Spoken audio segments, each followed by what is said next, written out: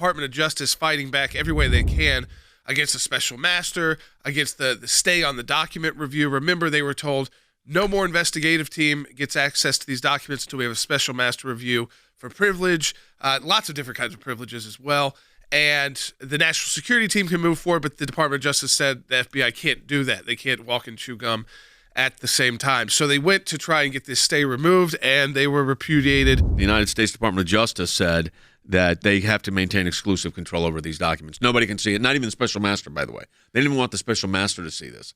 So, but what's so fascinating here is this is what she writes. The court nonetheless cannot abdicate its control over questions of privilege and does not find the government's argument sufficiently convincing as presented. First, there's been no actual suggestion by the government of any identifiable emergency or imminent disclosure of classified information arising from the plaintiff's allegedly unlawful retention of the seized property. Instead, and unfortunately, her words, the unwarranted disclosures that float in the background have been leaked to the media after the underlying seizure, which of course was done by the Federal Bureau of Investigation.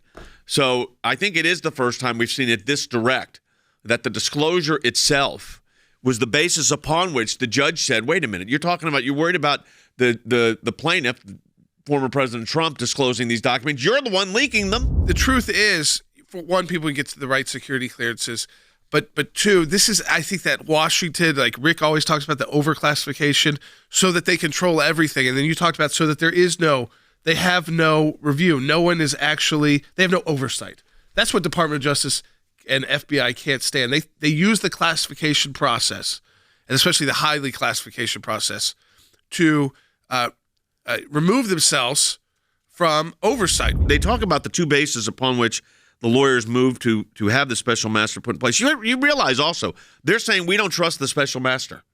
In other words, we don't trust a judge from the Eastern District of New York that the Department of Justice agreed to would be a good special master. We don't trust that person to review these 100 documents that the judge then points out that you have no problem leaking to the press. It's the DOJ. It's every time they get an adverse ruling from this judge, something they don't like, they try to put it out, this is so top secret. And what the judge is saying here, I think, again, we're talking about pieces of paper. We are talking about, again, a classification process, which I think the American people now see is complicated at best when legally challenged. That's their, yes. I think where the DOJ is running into issue is that it's, and courts are very wary to get involved in executive power, the executive power issue, especially when it comes to classification. You not only have to have a clearance to see the documents, you have to have a reason that you need to see them, what's called a need to know.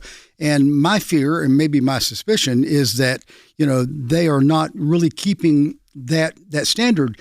I think there should be an extremely, extremely small group of FBI agents that even know what's in the material, and I doubt that that's the case. All the order says is, and this is what is so, I think, ironic to me, is that for a period of basically 6 weeks, 8 weeks, this is what's going to happen.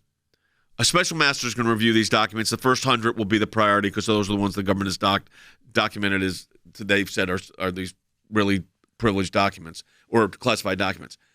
And the government's saying, no, that's not good enough. We don't want a judge reviewing it.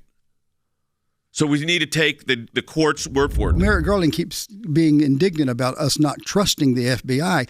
They continue to do things that for the average American, it breeds distrust of their methods and their motives. They acknowledged in the pre-motions that, before this order, that they did, in fact, at least on 2 occasions, give material that was tainted, in other words, privileged, to the investigators, which they shouldn't have done. And they never showed any reason on how they were correcting it. So that's number one.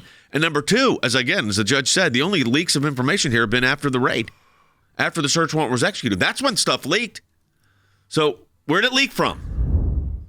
Answers itself.